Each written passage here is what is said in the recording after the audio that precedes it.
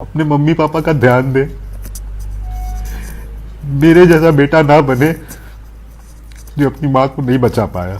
मेरी मम्मी खुद से नहीं मरी है, मेरी मम्मी को मारने के पीछे श्री साई हॉस्पिटल और पीएमसीएच का बहुत बड़ा हाथ है, और उसके ऊपर से मेरी मम्मी को मारने में बिहार सरकार का बहुत बड़ा हाथ है।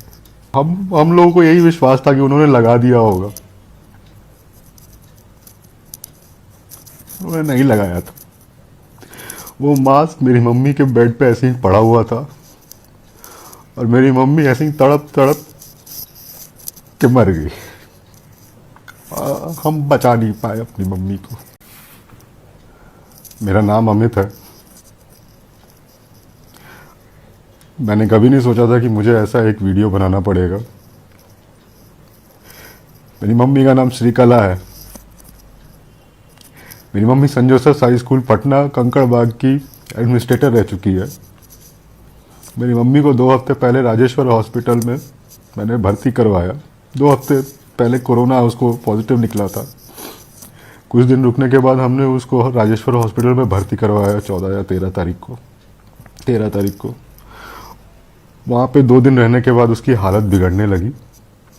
तो हमारे पास जितना हम लोगों से हो सका, पैसा पैरवी जो भी, हम लोगों ने बहुत विश्वास करके डॉक्टर अखिलेश, उनके यूनिट का एक हॉस्पिटल है श्री साई, उनसे हमने बहुत रिक्वेस्ट करके श्री साई में हमने उसको भर्ती करवाया 16 तारीख के सुबह में। और मेरी मम्मी 16 तारीख के सुबह में 65% ऑक्सीजन पे थी। उसका ऑक्सीजन 65% था। 16 तारीख के रात तक मुझे हॉस्पिटल से ये खबर आती है कि मेरी मम्मी का ऑक्सीजन 92-95 टच कर रहा है।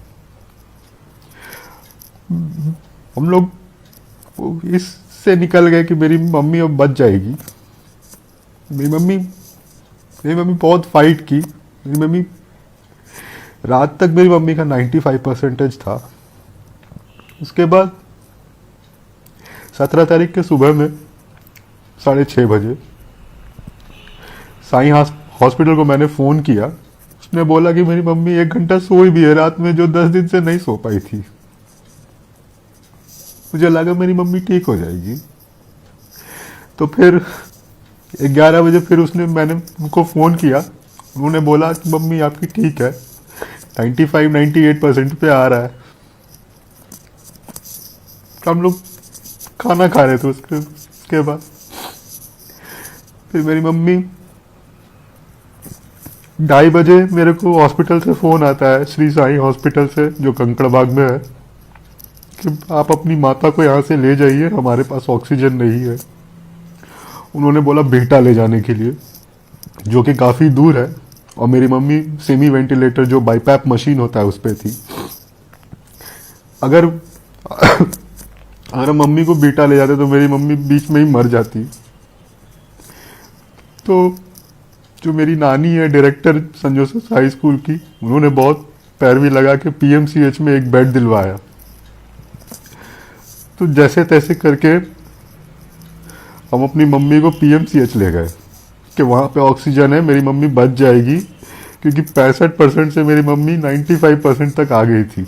तो सिर्फ उसको ऑक्सीजन चाहिए था। पीएमसीएच के पास अपना खुद का प्लांट है, तो मुझे लगा कि वो लोग बचा लेंगे। पीएमसीएच में मैंने 5:30 बजे भर्ती करवाया 17 तारीख को। भर्ती करवाने के बाद मेरी बहन मेडिकल लाइन में है। उन्होंने हॉस्पिटल को बहुत विनती किया कि मेरी मम्मी को एनआईवी मास्क लगा दो। उन्होंने बोला मेरे पास नहीं है। तो हमने जाके एनआईवी मास्क खरीद के उनको दिया कि आप मेरी मम्मी को ये एनआईवी मास्क लगा दीजिए। उन्होंने बोला वो आधे घंटे में लगा देंगे। हम लोगों को यही विश्वास था कि उन्होंने लगा दिया होगा, उन्होंने नहीं लगाया था। वो मास्क मेरी मम्मी के बेड पे ऐसे ही पड़ा हुआ था और मेरी मम्मी ऐसे ही तड़प तड़प के मर गई। हम बचा नहीं पाए अपनी मम्मी को। मेरी यही विनती है आपसे कि आप लोग अपने मम्मी पापा का ध्यान दें, मेरे जैसा बेटा ना बने जो अपनी माँ को नहीं बचा पाया।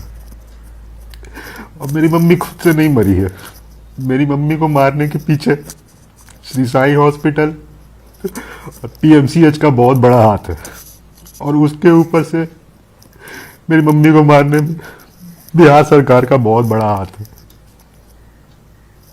मेरी मम्मी बहुत नोबल काम करती थी, कितना बच्चा का एडमिशन, कितने लोगों का जॉब।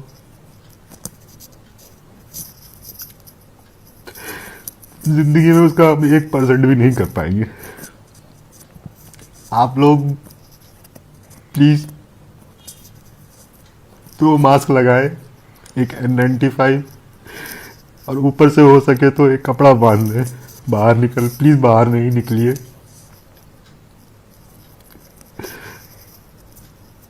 मुझे नहीं समझ में आ रहा है मैं आपसे क्या बोलूं।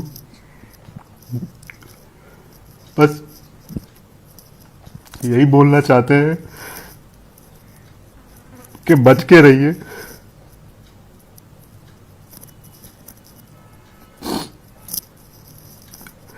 और कोई नहीं बचाएगा आपको।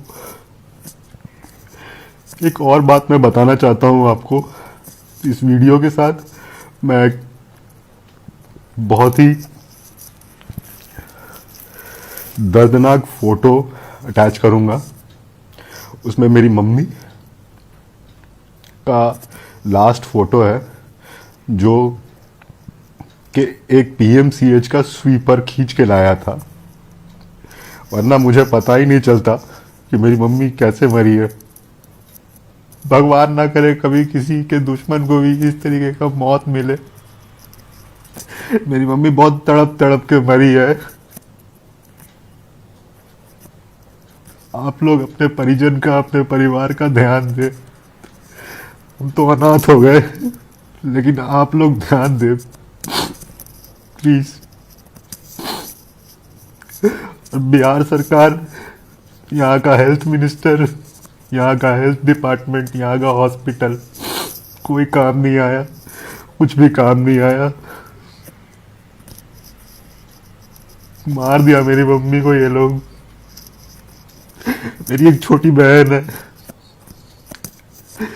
वो रो नहीं रही है, बहुत ज्यादा शौक में है। जो मेरे को जानते हैं और मेरी मम्मी को जानते हैं, मेरी मम्मी के आत्मा के लिए प्रार्थना कीजिएगा।